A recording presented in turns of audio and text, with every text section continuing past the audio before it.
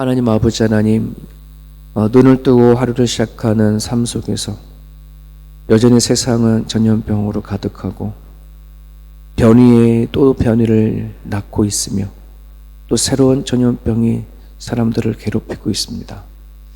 아버지, 주께서 세우신 이 교회는 믿음의 백성들이 한 곳에 모여서 예배하고 또 찬양하고 기도하는 하나님 아버지 하나님, 그러한 곳입니다. 주께서 성경을 통해서 모여서 예배하기를, 하나님을 높이기를 하나님 아버지 간절히 바라시고 원하시는 줄 압니다.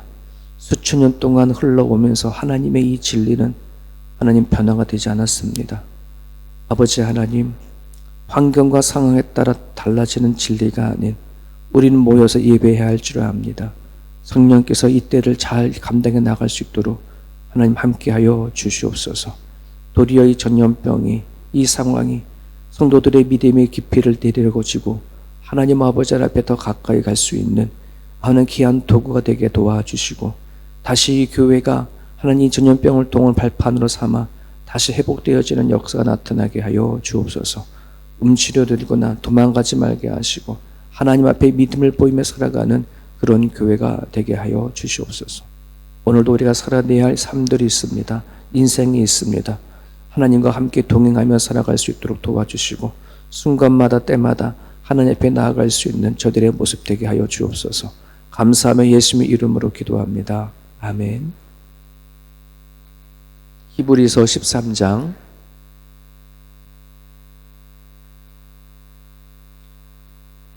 히브리서 13장 18절에서 마지막 절까지, 히브리서 마지막 부분들입니다.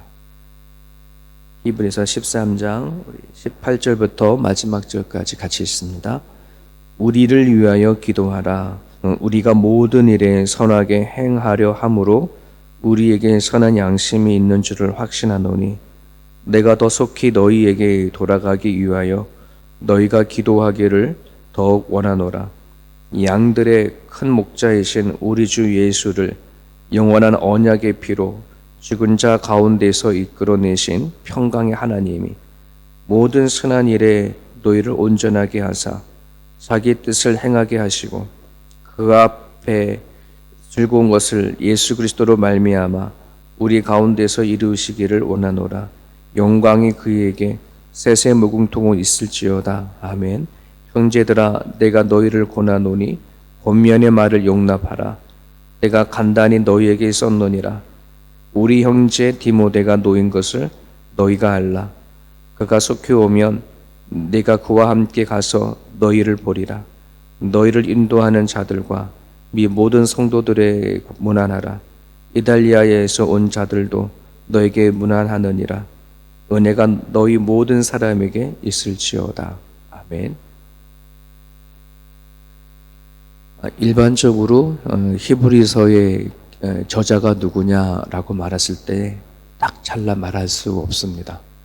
다른 여러 서신들은 정확하게 바울이 쓴 서신들, 또 야고보가 쓴 서신, 이런 나름대로의 쓴 서신 저자가 기록이 되어져 있어서 이건 누가 기록했구나 알 수 있는데, 히브리서는 정확하게 저자가 명칭이 기록되지 않아서 여기서 우리를 위하여 기도해라 할 때 우리가 누군가 하는 그런 의문들이 많이 있죠.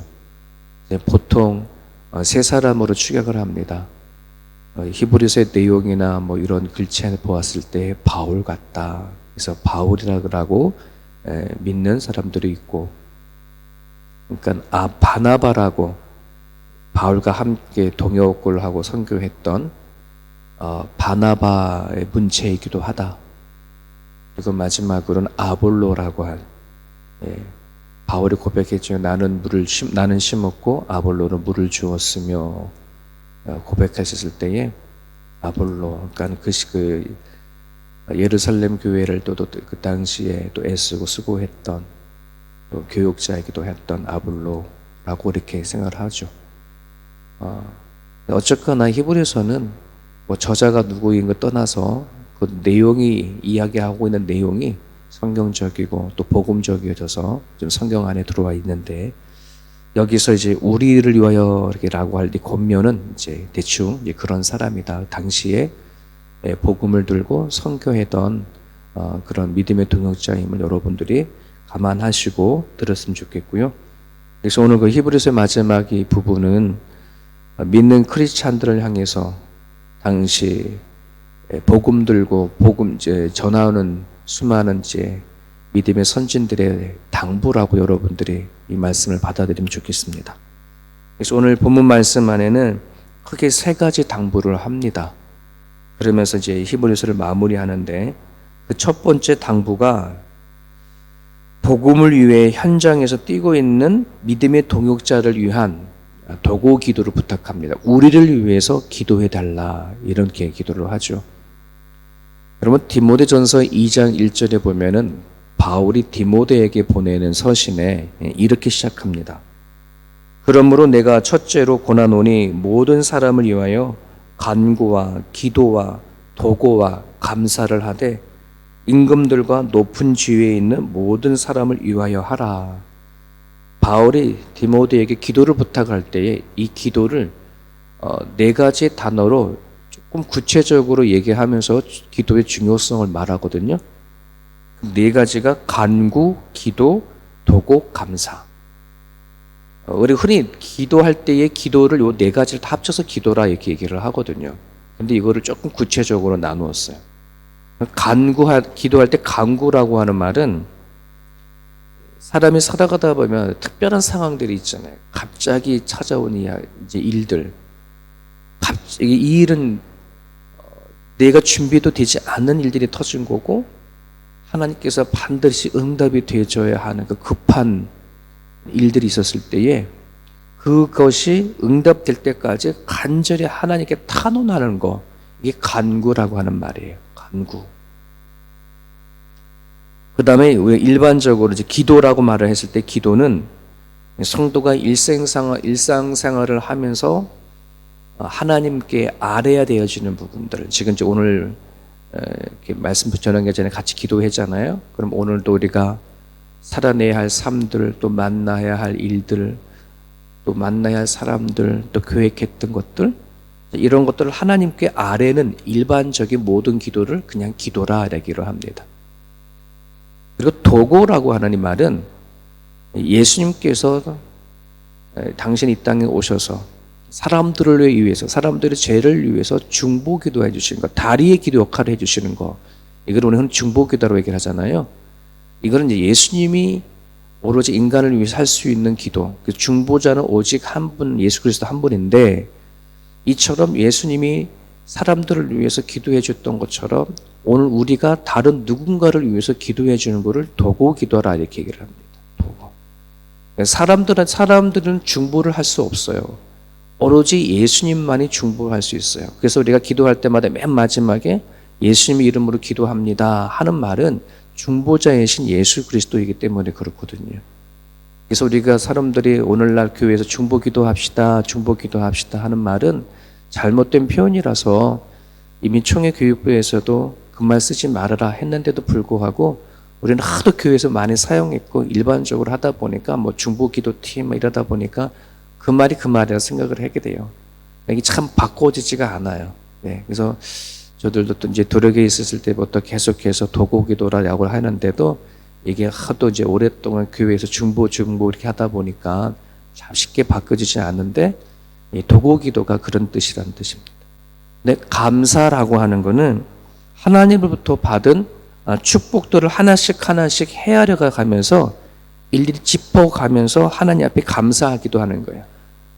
이런 거 감사하구나, 저런 거 감사하구나 라고 하나씩 짚어가면서, 이것이 이제 전 네 가지를 다 포함을 해서 기도다 이렇게 얘기를 하거든요.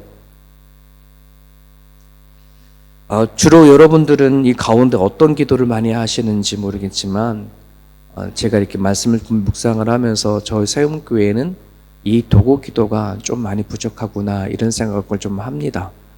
그래서 앞으로 교회가 세워질 때에 나를 위한 기도, 나만을 위한 어떤 기도가 아닌 내 이웃과 또 이 땅을 위해서 절실히 기도할 때가 되어져서 정말 저희 교회 안에 또 도고기도 팀들이 꾸려지고 또 세워졌으면 좋겠는데, 근데 제 생각으로는 우리가 흔히 교회에서 중보기도팀 하게 되어지면 많은 사람들이 거기에는 나이 드신 분들만 들어가는 거야, 이런 생각을 갖고 있는 고정관념들이 많아요.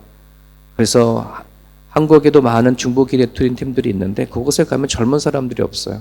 거의 뭐 권사님들이나 나이 많으신 분들이 모여서, 그래서 이런 중보기도나 뭐 도고기도 하는 거는 나이 드신 분들만 하는 거다라고 생각하는 경우들이 있는데, 그건 정말 잘못된 생각이거든요. 세대별로 있어야 할 줄 압니다. 저희 교회가 정말 건강하게 성장하려 그러면 이 도고기도가 꼭 힘있게 세워져 갈 수 있도록 기도해 주시고, 현재 마을 공동체가 세워져 가고 진행되어져 가고 있는데, 마을 공동체 안에서 늘 좋은 이야기가 오고 가고 좋은 모임이 되어진 다음에 항상 끝부분에서 성도를 위해서, 교회를 위해서, 또 나와 민족을 위해서 도고기도 하시는 그러한 시간들을 꼭 마련해 주셨으면 좋겠습니다. 이렇게 첫 번째는 이제 우리를 위해서 도고기도 해달라라고 하는 당부를 하고요. 두 번째 당부는 너희들이 온전해서 하나님의 뜻을 행하고 하나님께서 즐거워하는 일을 이루어내기를 바란다라고 하는 그런 당부를 합니다. 이 말은 지금까지 히브리서의 그 저자가 쭉 앞에서부터 쭉 기록한 것을 보게 되어지면 너희들이 성숙되기를 바란다라고 하는 말과도 같아요. 그래서 히브리서 6장 1절에서 2절까지 보면은 우리가 그리스도의 도의 초보를 버리고 죽은 행실을 회개함과 하나님께 대한 신앙과 세례들과 안수와 죽은 자의 부활과 영원한 심판에 관한 교훈의 톤을 다시 닦지 말고 완전한 대로 나아갈지라, 이 말씀이 있거든요. 근데 여기서 완전한 데 나아가라라고 하는 메시지와 오늘 말씀에서 너희가 온전하게 되어라고 하는 말은 같은 의미예요. 그러니까는 그리스도의 초보를 버리고 성장하기를 원한다, 이런 말이죠. 지금까지 우리가 믿음 안에 성장하지 못하면 항상 내 뜻과 나의 기쁨을 위해서 우리는 그렇게만 찾고 기도하고 살아가거든요. 그래서 성도들께 보면 내가 기쁘면 하나님도 기쁘시겠지. 물론 내가 기쁘면 하나님도 기쁘겠죠. 내가 행복하면 하나님도 행복하겠죠. 근데 그 수준은 어린아이 정도의 수준밖에 되지가 않아요.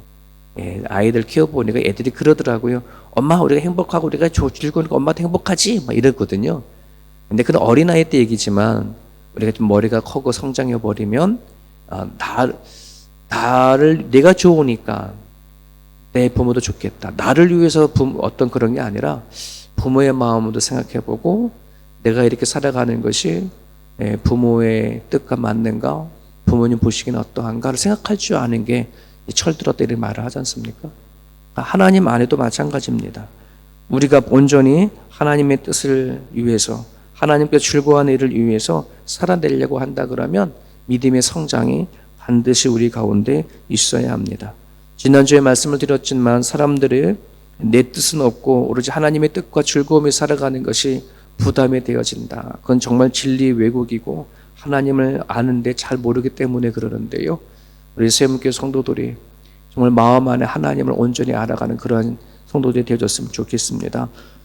전도서 3장 11절에 하나님이 모든 것을 지으시되 때를 따라 아름답게 하셨고 또 사람들에게 영혼을 사모하는 마음을 주셨다라고 하는 메시지가 있습니다. 하나님은 세상을 만드실 때에 물고기는 물속에서 살아야 제대로 사는 거고, 새는 하늘에 날아야 새답게 살아갈도록 각각의 목적에 따라서 살아갈 때 만들었잖아요. 사람은 영적인 것을 줬어요. 그래서 영혼을 사모하고 하나님을 통해서 우리를 지으시고 만드신 하나님을 통해서만이 사람이 사람답게 살 수 있도록 그렇게 지으시고 만드셨거든요. 그래서 하나님 안에 행복을 하고 하나님 안에서의 진정한 기쁨이 있는데, 그렇지 아니하게 되면 우린 가짜 즐거움에, 가짜 기쁨에, 가짜 행복에 빠져서 우린 그것이 다인 줄 알고 살아가거든요. 사랑하는 여러분, 하나님 안에서의 정말 진정한 평화가 무엇인지, 세상과 견줄 수 없는 그러한 기쁨과 행복이 무엇인지를 여러분들이 믿음의 성장을 통해서 경험하시고 또 체험할 수 있기를 간절히 바랍니다. 그것이 오늘날 또 우리들에게 주는 당부인 줄 압니다. 마지막 하나의 당부가 더 있습니다. 지금까지 너희들에게 전한 모든 권면의 말을 용납하라라고 그렇게 이제 권면을 하고 있습니다. 그 22절이죠. 내가 너희를 권하노니 권면의 말을 용납해라. 지금까지 히브리서의 내용을 보면 성경 중에 가장 이해하기 어렵고 받아들이기 어렵다. 그게 히브리서다라고 말씀을 드린 적이 있는데요. 히브리서의 얘기하기는 그냥 쉽게 꿀떡꿀떡 먹을 수 있는 말씀들이 아니에요. 되게 어려운 말씀도 많고 계속해서 성장해라, 자라나라, 견뎌라 이런 메시지가 참 많거든요. 그래서 경고의 메시지도 있고 젖먹는 신앙의 어떤 그런 메시지가 아니라 단단한 음식을 주는 그런 메시지가 있는데 이 기록한 모든 메시지를 좀 어렵고 힘들고 받아들이기 어렵지만 그럼에도 불구하고 용납해달라, 사랑으로 받아달라 이런 뜻이죠. 여러분 참 사람이라고 하는 존재는 누군가의 권면을 받아서 그 권면에 따라 잘 바뀌고 살아간다는 거 이건 참 쉽지가 않습니다. 같이 몸담고 살아가는 아내의 권면이나 남편의 권면도 우린 잘 안 받아들이지 않습니까? 나만의 생각이 있고 나만의 아집이 있고 오랫동안 가지고 살았던 나만의 습관이 있고 굳어진 마음들이 있어서 웬만한 권면을 가지고서는 우리는 이게 쉽게 달라지지 않고 그냥 하나의 스쳐 지나가는 말밖에 되지가 않습니다. 오늘 지금 히브리서 기자가 좀 하나님의 말씀을 가지고 얘기를 했지만 이것을 용납해달라. 이 말 안에는 어떤 뜻이 있냐면 사랑하는 마음이 없으면 이 메시지를 정말 소중히 여기고 하나님에 대한 사랑하는 마음이 없으면 결코 받아들일 수 없는 메시지다라고 이야기하는 것과 같습니다. 사랑이라고 쓰고 읽기를 용납이라고 읽는다. 이런 말이 있죠. 사랑과 용납은 같은 말입니다. 누군가를 용납하기 위해서는 사랑해야 하고 사랑하려고 하면 용납해야 한다는 것인데 이것은 결국은 뭐냐면 받아들이려고 한다면 사랑하는 마음이 없으면 결코 받아들일 수 없음을 얘기를 하고 있습니다. 결혼한 남편이 하도 담배를 펴서 이 갓 결혼한 이 신부가 남편한테 여보 나를 좀 위해서 담배 좀 끊어줘 그랬답니다. 그래서 끊는다고 노력하고 이렇게 하는데 노력할게. 근데 잘 안 돼. 그러더니 아기를 낳자마자 단번에 끊는 거예요. 이 신부가 좀 섭섭해가지고 나를 위해서 끊어달라니 할 때는 노력해본다고 안 된다 그러더니 어찌 아기를 낳으니 단번에 스스로 끊소 그렇게 얘기했다고 하는데 좀 그렇습니다. 그 아빠에게는 아기가 정말 소중하고 뭐 그랬나 보죠. 여러분 하나님의 메시지가 나한테 정말 소중하고 또 나에게 주시는 이 메시지가 하나님과의 관계가 얼마나 귀한 것인지를 알게 되어주면 이게 받아들일 수 있고 받아들여 내가 변할 수 있지만 하나님과의 이런 사랑의 관계가 형성되지 않으면 메시지는 그냥 메시지일 뿐이고 권면은 권면일 뿐입니다. 지금 성경 공부 중에 있는 성도들에게 지난주 말씀드렸던 것처럼 정말 우리가 거듭났나 하나님 앞에 태어났나 반드시 거듭남의 증거 안에는 하나님과의 관계가 있어야 된다. 관계가 없는 거듭남은 없고 관계가 없는 믿음은 착각이다. 제가 그런 말씀을 드렸습니다. 정말 우리가 하나님의 사람이라고 한다면 하나님의 자녀라고 한다면 하나님의 부르심의 일꾼이라고 한다면 하나님과 관계 속에서 주님께서 매일같이 주시는 그 메시지를 우리가 용납하고 받아들일 수 있는 그런 아침이 됐으면 좋겠습니다. 오늘 이 아침에 여러분들이 기도해 주실 때에 히브리서 기자는 25절에 이렇게 마무리합니다. 은혜가 너희 모든 사람에 있을지어다. 여러분 이 은혜는 저절로 만들어지는 게 아니라 누군가를 위해서 도고 기도할 때에 내가 믿음 가운데 성장할 때에 사랑으로 권면을 받아들일 때에 그제서야 이 은혜가 생기는 거고 그게 하나님이 주신 선물이라는 것을 깨닫게 되어지거든요. 그런 부분들에 대해서 오늘 우리 세움교회 온 식구들 그리스도의 은혜와 영광이 가정마다 있게 해달라고 기도하셔서 하나님의 때에 따라도 없는 은혜, 우리가 흔들리지 않은 믿음의 은혜, 그리고 어떠한 일이라도 담대하게 세워져 갈 수 있는 그 담대함의 은혜가 저와 여러분들 가운데 있게 해달라고 이 아침에 기도해 주시면 좋겠습니다. 주님 주신 말씀 붙잡고 자유롭게 기도하시다가 돌아가시기 바랍니다.